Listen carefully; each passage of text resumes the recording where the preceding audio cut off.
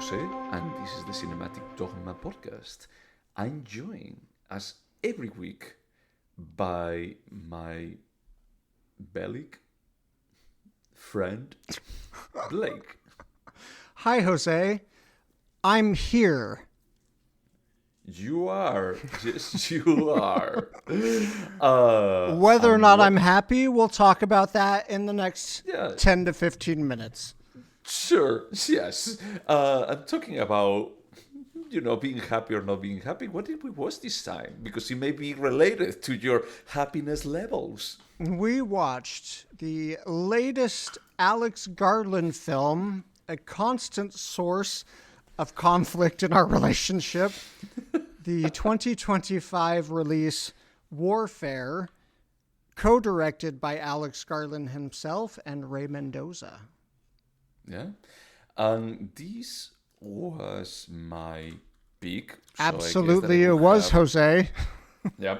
So I have an explanation. It's not only that I like this conflict in between us, or that I like to rub on your face that I may be right about Alex Garland.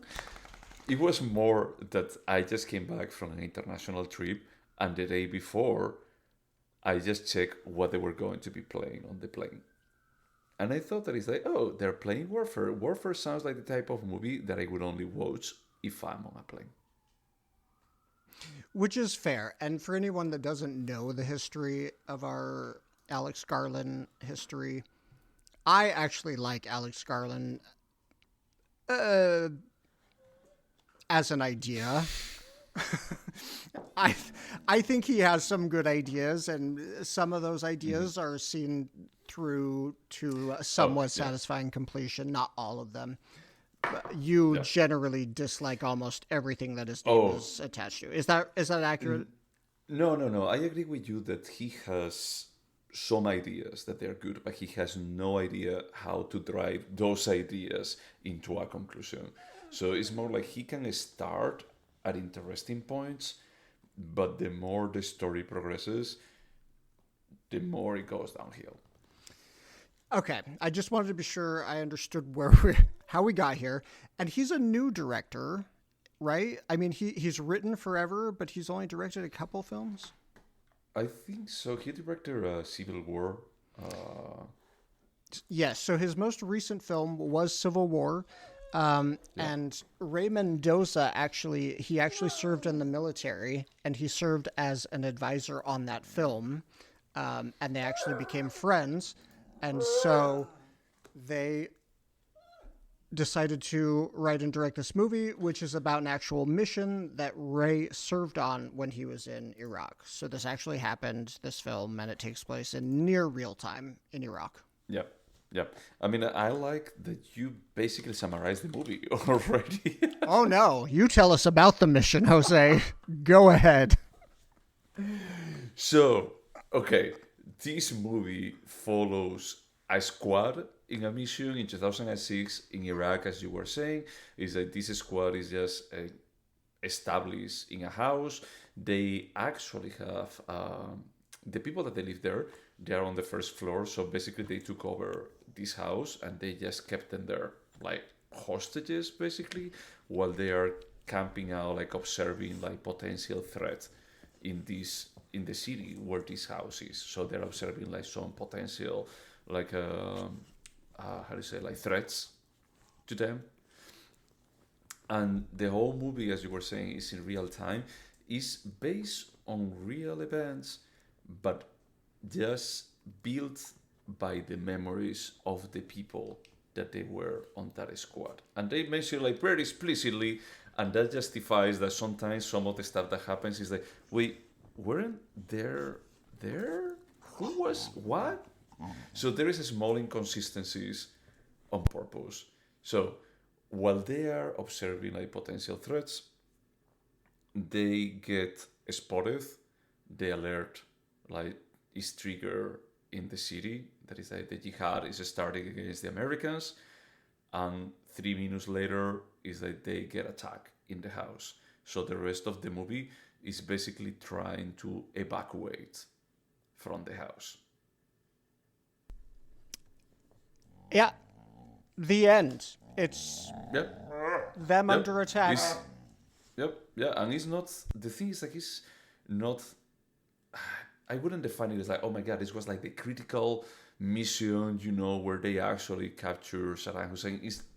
No, no, it's not anything like that. It's more of a, they're, they're just like in that house. Yeah, and a lot of them get injured pretty badly Trying to, okay. and are Yep. screaming in pain for Yep. the duration of the film. Yep. And we just watch So- it in real time. Yeah. They try to evacuate, they get attacked again, so they go back to the house, then they get reinforcement, and that's it. And they evacuate. That's, sorry, I don't know, wouldn't consider it like a spoiler, because the movie is like pretty light by definition, because it's a thought exercise, it's an experiment more than a movie in the classical sense. You know, I was happy you picked the Alex Garland film because I like him more than you. And so, like, going in, I was like, okay, I've got to, like, come to Alex Garland's defense. And so I was like, okay, this is neither pro-war nor anti-war. It's just, hey, this is war. And that's probably useful. That's what people said about The Hurt Locker. And everyone was like, it's important to have films that just show what war is. But this film, what was the point? Yeah, so I'm going to be like moving to just ask you point blank. Did you like it? Not at all. Like, not even a little bit. And I want to say it's not. I will say, I feel like Alex Garland has some promise in direction. He's able, you can easily, not easily, he has a specific style and he makes you feel like you're in our world, kind of, not quite. And like, you can be the only person in the world and it's our world, but slightly alien. And he can build, at least for me, dread in a special way. Yeah.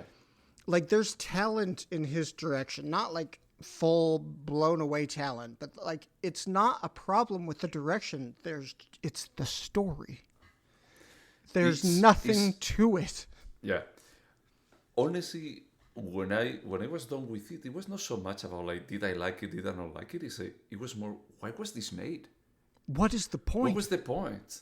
It's like I'm fine with being analytical about it and just trying to be like David Fincher about like, I'm putting this thing here, I'm going to be like very cynical and not telling you or trying to indicate you how to feel about things. But then at the end, it was like, hey, if I walk into this with the idea of war is bad, I walk away like, yeah, war is bad, but not because anything that this movie told me. And if I walk with the idea that it's like, hey, war is needed from time to time, I walk away exactly the same way. It's like, I didn't take anything because they don't matter. And the characters, they don't get developed in any way. Besides, all of them are straight because they go crazy about the Call on Me video clip in the first 30 seconds of the movie. I don't know if you remember that it was like, what the fuck was the point of this? So I just felt like, okay, Alex Garland approached this as an experiment of, instead of just building this, adapting a novel or with a general idea, I'm going to try to just collect a lot of memories of an event and I'm going to translate it into something on the screen. I'm going to narrate those memories as a story. Not that it matters or not, but it's more about like almost like just, hey, I fabricated this for you that you don't remember exactly what happened. Right, and didn't it feel like the reminder about that this is just memories was just like, and it didn't exactly happen this way because these are memories. See, and that's like the part is like, okay, this explains a lot of the inconsistencies. Like the first time that they're going to be evacuated and they blast the tank, but there is never leftovers of the tank. It's like it never happened. That is like, oh yeah, it was memories. Maybe the tank wasn't there. So we don't have to be consistent. Anything goes. Even if you try to make sense of things, they don't. Which is a fine storytelling device if it serves a purpose. If it goes to somewhere, but it doesn't go anywhere. This film was an exercise in futility and sadomasochism. I think the directors wanted us to suffer for some reason. Well, for But no did you reason. really suffer?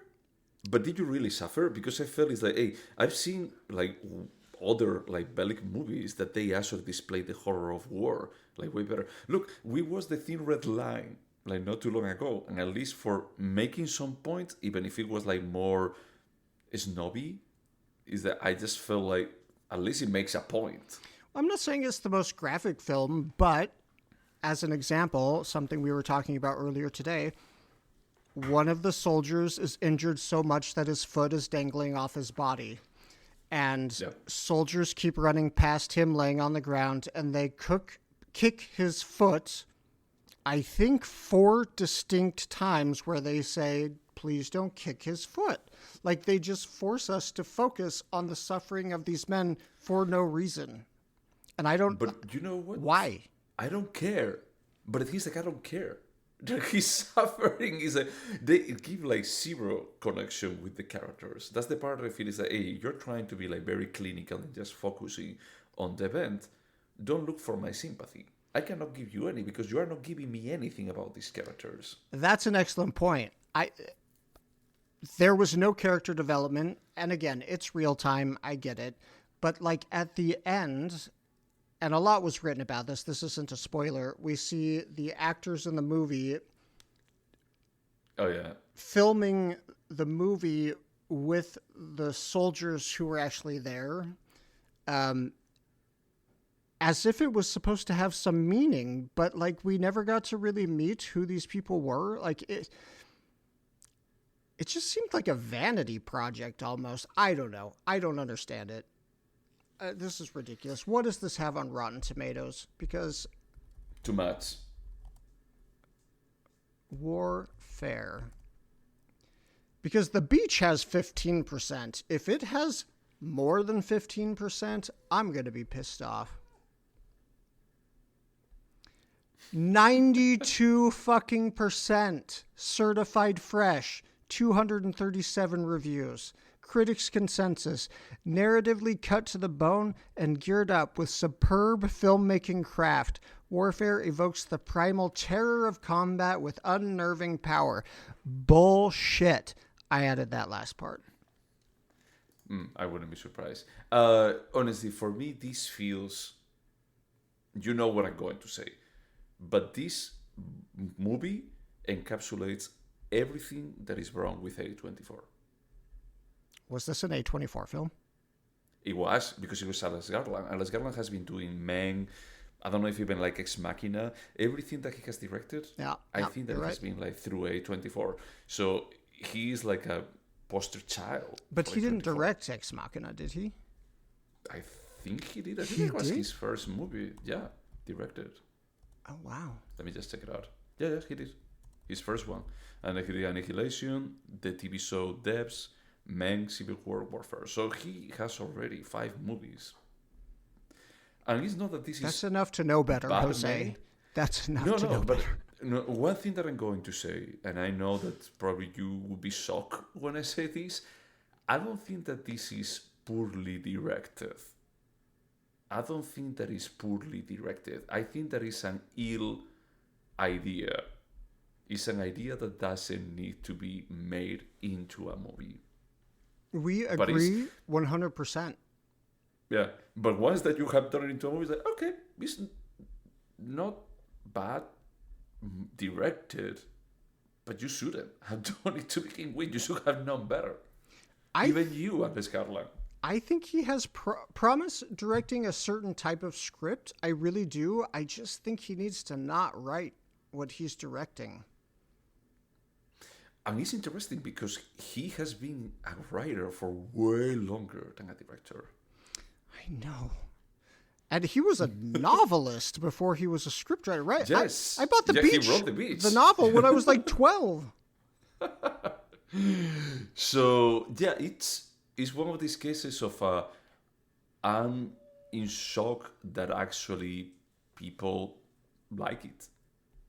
I honestly don't know. can't I feel believe like I that watched a has different movie. 92% on Rotten Tomatoes. That's crazy to me. Yeah. So It's not good. It's not good, and it just makes me even like wonder about like who the fuck greenlighted this. It's like how this came to happen. What did you think that this was a good idea? And did they? I wonder if it's making money. I have no idea. Honestly, it's like probably does. I had the feeling that since Civil War, is like maybe he's like just becoming like a larger name. I don't know.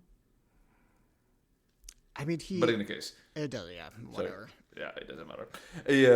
Let's just move into the questions. So, Blake, would you watch Warfare again? Absolutely not. So, don't you think that maybe you miss like some important details for just appreciate the story more? Yes, I'm sure there was some Easter egg that's the key to unlocking the complex narrative. No, Yeah. no, I don't think there was anything. Yeah, I think that no, I would never watch it again. I would never watch it again. And even like when I was done, I was flying with my boyfriend, and I think that I says like, well, I'm not getting back this time. It was only 90 minutes, and I'm not getting it back. Did he watch it? No, we were on a plane, so he was watching something else. Probably something better. Probably. Let's be fair. Would you recommend Warfare to anyone? Absolutely not. Yeah. I had the feeling that there are many war-related movies that I would recommend way before these. Yeah, ones that have a purpose. I'll stop repeating the same thing, but yeah, I don't think there's... Yes. Yeah, it's... There's just no reason to watch this. There's no reason. Yeah. I think that at some point we may want to consider to add a question. It's like, did this movie deserve to be made? The answer will be yes to every film except this one. Except this one. Would you remember Warfare? It's a... Yes. Mission goes bad, try to escape, hard. Then escape. Escape hard. Okay. 2 words. Escape hard. Yeah, I think that I could remember the story beats because there are 3 story beats. That's it. There is nothing more to remember. And it's like the thing is like he doesn't even try to just make you remember more. He's like, yep, you can walk away with these 3 things. Bye. Yeah, and it's also not like there's a... It's not like it's building up to this great rescue. That's not the point. It's not like you're holding your breath waiting for the helicopter. It's just you're just with this... Yeah, this is not D-Day or something like super critical. It's just such a small thing that is like, yeah, cool, but what does this represent? Like, and that guy that gives himself morphine in his thumb, and then they just never circle back to that? Because it's about memories. And they may only the memory that the other guy maybe is like, and that fucker, instead of giving the morphine to me, he just stabbed himself with it. I remember. I remember that fucker because I was in pain. Sure, cool. Yeah, that's we'll the most put it in the important thing movie. of this movie. Yep. Uh-huh. Yeah. Is there anything artistic about it? I mean, I hope I'm not just saying this to defend Alex Garland, but yeah, there were scenes, particularly before the squad is attacked, where I was like, yeah, this is this Alex Garland, like the dread, like feeling like you're alone in this world. Yeah, like I think he has a style that I can appreciate. The direction is kind of cool. Yes. Yeah. What I was telling you earlier is like I think that from the directing perspective, there is nothing wrong with it. I think that is well made. It's just that you shouldn't have used your skills for this. And that's what really confused me about it is Alex Garland. Why would he choose this? When I heard the news that he was going to be doing this movie and I read a tiny bit about it, I remember thinking that it's like, oh, as he has such a success with Civil War, is he try again to just exploit the same vein, like staying on the same field? But it's not the same. It's like, look, Civil War is like a road trip movie, a road movie. This is nothing. This is Is he I trying to don't be know. like the? Is he the explosions guy, like the big war films guy now? Maybe I have no idea. So yes, there is something artistic that is that the directing is good, the acting is not bad, but everything else is a bit of a the. So, eh. Do you think that is a timeless piece? Yes, it will always be pointless. Yeah, Yeah, no, it is a timeless piece. I mean, yes. yeah. I agree with you. It's a timeless piece, but the thing is that if you don't have a point, you will have the same non-point today that in 30 years. I do think the question is kind of irrelevant because I feel like this film will disappear so quickly. Nobody will ever watch this film. Remember this. Yep, Yeah, nobody will ever remember this in it beyond 6 months from now. probably. Yeah, I think that you didn't even remember it. No. And apparently it came out a year ago almost. Well, 8 months ago, 9 months ago. Yeah. So, yeah, weird. Would you turn this into a TV show? Ooh, honestly, I could see this being like a killer miniseries on HBO, to be honest. Yeah. Oh, yeah, because of the tension. yeah, Okay. yeah, I could see this. Yeah, I see it. I will go with no. I think that is I look is that this is and this connects to the next question. This is a sword in disguise. Just put it out of its misery, like that Iraqi translator. God. So yeah, my God, that's terrible. Like 20 minutes, basically. Yeah. Well, then it wouldn't be real time, Jose. And apparently that was It could have important. been 20 minutes. It could have been like real time of 20 minutes, honestly. But yeah, could have been a sword, and I guess that you agree that it could have been a sword. Yeah, they could have cut a shit ton from this. Yes, it could have been under an hour. Yeah. Do you think that this movie could have been better? For me, I would say that it's like it could have been a movie. This, I, I don't think that I can consider it really a movie. It's like you're there is, I don't know what is the point. I don't. Again, like, what would you add to this? Like, some heroism and some, like, conflict of, like, counting down to cutting an IED's bombs before the timer runs out. Like, there's nothing to save here. It's like if a car crash happens, that's dramatic, but nobody wants to just watch a movie of a car crash happening because that's not a movie. That's what we watched was, hey, a car crash happened. Well, sorry, even if you mention like the car crashing, there are like two movies out there that they actually use like cars crashing and they have the same title. And I would choose both of them before this movie. Because at least both of them they have a point. Actually, I was only thinking of the Cronenberg one, and I was like, yeah, absolutely. But then I remembered the other one. Yeah. And it has a point. It's shit. I may It's shit, rewatch the but- Alex Garland one before. No, but okay, I agree with your point. I think that it's not about like if I think that this movie could have been better, I would have made a different movie altogether. Yeah. It's just like, hey, you approach this as an experiment that I think that for a film student or for an avant-garde indie project is like maybe makes sense. For something that I go to the cinema to watch, this is not a movie. And there is no saving grace here. It's like you have to just like throw everything because the idea it's an experiment. It's not a movie. I agree. I'm not trying to say this is high art in the slightest, but it does make more sense as like an experiential piece in a MoMA. Like, hey, do you want to go see what Yes. it's like to spend 2 hours as part of a sniper squad? Like that, I could kind of get this, but this is not like, hey, let's go spend the afternoon at AMC. True. Yeah.